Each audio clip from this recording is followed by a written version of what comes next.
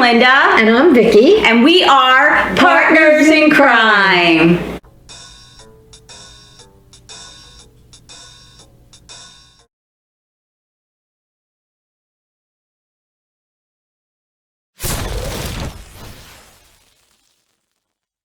Today we are going to talk about a new case. It's not a new case, it's a year old, but it's a new case for us to talk about.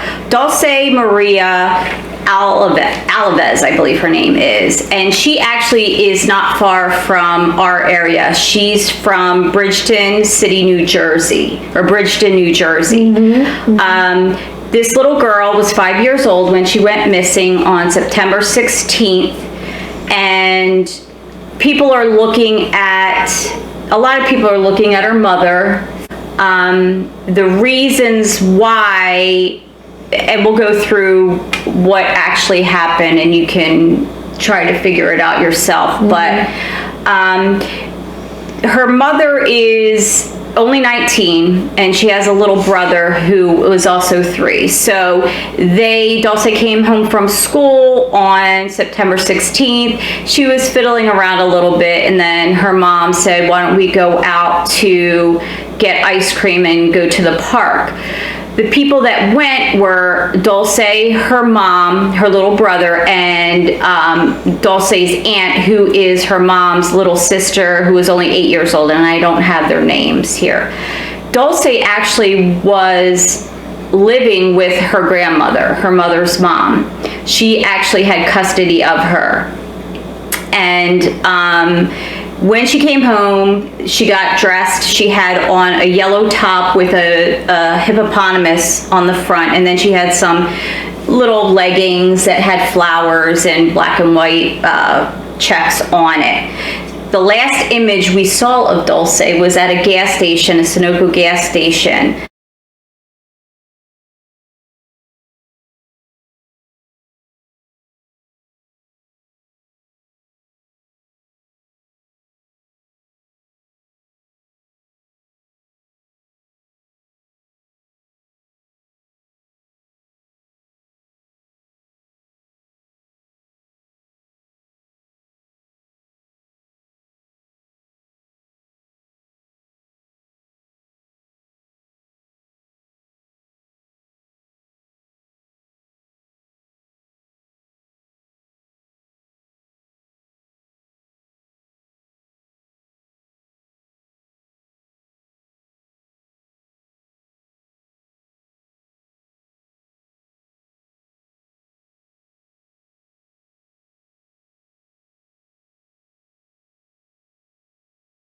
And it was the convenience store that they showed her, so that's where they got ice cream. The mother took the 3 kids to the park in Bridgeton, and it was called the Bridgeton City Park, and it was next to the Bridgeton High School. When she parked her vehicle, Dulce and her little brother started running to the swings. Dulce's mother and her little sister, who was 8, stayed in the car for a little bit, 5 to 10 minutes, scratching off lottery tickets.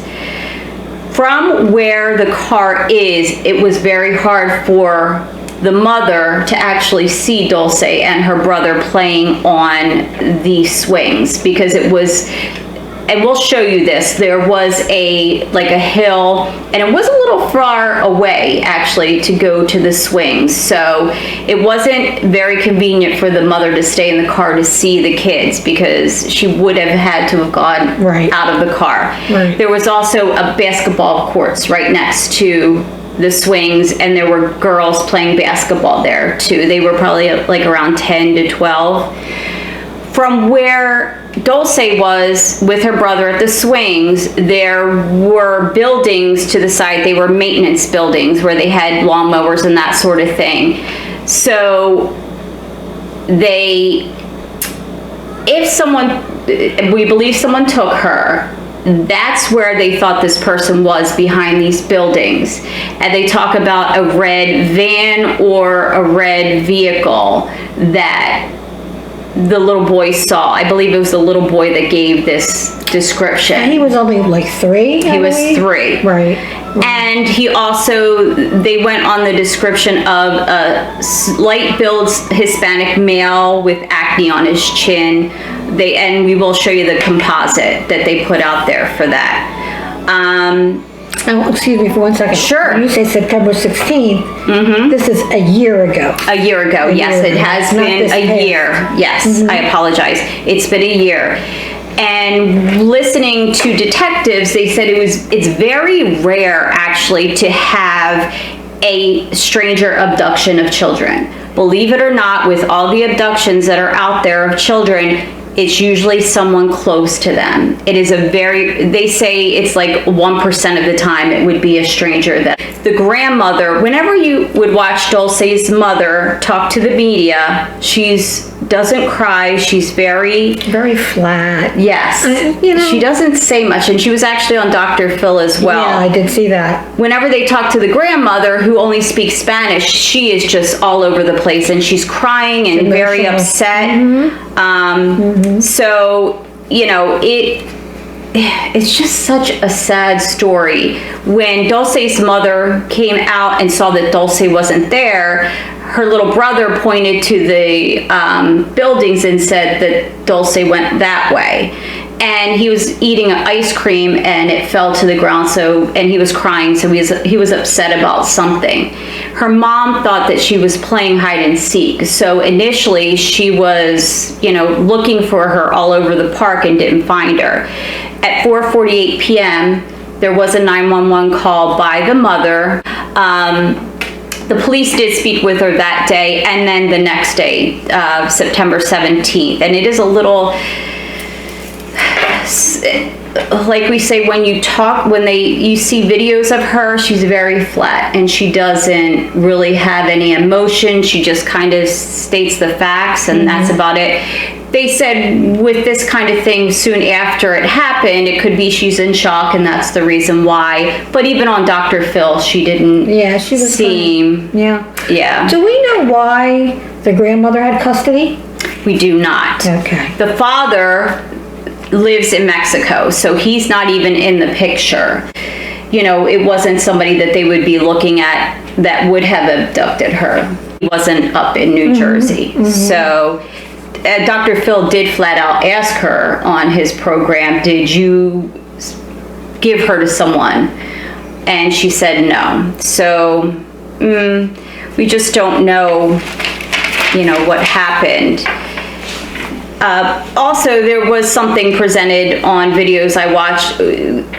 There wasn't any video of Dulce actually in the park. But because of her little brother and what he was saying, that kind of validated that she probably was there to the police. I know I was watching a video, there was an FBI agent, and he said they're still looking for people. And he still wants witnesses that were there to come forward. The problem is that in that area, it is a big Hispanic community. There might be a lot of people, or there might be some people that would have seen what happened to Dulce, but they're afraid because of their immigration status to talk to the police. And the police are saying, we don't care about your immigration status. We just want to know what you saw and who you saw. What about the girls who were playing basketball? They did ask them as well. They didn't see, I think one of them said something about the red car or the red van or truck. Other than that, I don't think they said that they actually saw someone take Dulce. Police chief, though, did say that there are so many cameras in that area between the high school and, the neighborhood. This person probably would have been captured on video. They just don't have that. Just to get to this park, it could have been them getting there where they were captured on video. They also said that the perpetrator could have been someone that was at the park before. Usually when people are abducting children, they scope out situations and areas. So this person could have been in the park, a few weeks before. Again, this is why the police want anyone to come forward that might have seen someone that was weird, that they had a bad feeling about at the park, a week or two before. They also said that this might be where he didn't target Dulce specifically. It was just an opportunity that presented itself, and that's the reason why she was taken. And I'm thinking, why didn't they take her brother too? And then I was thinking, it would be hard to have grab two kids and run away with them. So that might be why Dulce was the one. Maybe she was just easier to convince. Right. To go. Could be too. Tips are still coming in, they said. And the one FBI agent that I did see talk about it said he still thinks Dulce's alive. Obviously, they want to have that mindset when they're looking at this, and he said there have been plenty of stranger abductions where these children are kept for many years, and we have seen kids come home after that fact. So it's just heartbreaking. It is to think what could be happening to her. Yeah, is very upsetting and scary. Yeah. So hopefully some of these tips will lead to something that they can find her. And if they had all these cameras around, why? Well, that's the thing. It's not right at the park. Near the park. Right. So they're thinking that these people, in some way, to get to the park would have been caught on some. And people, sometimes surveillance cameras, they're, grainy. They don't have good quality. People don't think to look through them to see if there's someone that might fit that description. Vicki and I do want to go to the park and show you exactly where the parking lot was compared to where the swings were, the buildings that this person might have been behind, the basketball courts, just to give you an idea as to what things look like on that day. They did update the park though. They did redo it. I think just put new equipment. I don't think they really changed the way the layout was of the park. So we'll try to get out there. Yeah, I'm really interested to see that area and get a better idea of what they're talking about. Where exactly were the kids playing, exactly where the car was. Right. And it might be a couple of weeks. We'll wait till Vicki's ready to get her boot off. I was going to say cast, but it's a boot. It's a boot. And we'll take a look out there and we can show you. The leaves might start falling by the time we can go out there, but it was a nice not spring day. It was a nice fall day last year, and we're still around the same time, so you might get an idea as to the foliage and that sort of thing, because I think there were trees that could have been blocking views as well. And when we do these things, we're keeping the name out there. So we're hoping that by doing this, someone might remember something or come forward with something, or talk to us if you're afraid to talk to someone else because of your status. Right. We would be more than happy to get your information out to the police. I mean, we are not the police and we are not going to impede the investigation, but if somebody wants to tell us something, it's confidential. We would give it to whoever needs it, and we wouldn't tell them anything about. Please do. I mean, we'll actually have the date when we're going to be there, and we'll put it out there, and hopefully you'll get to see it. Yeah.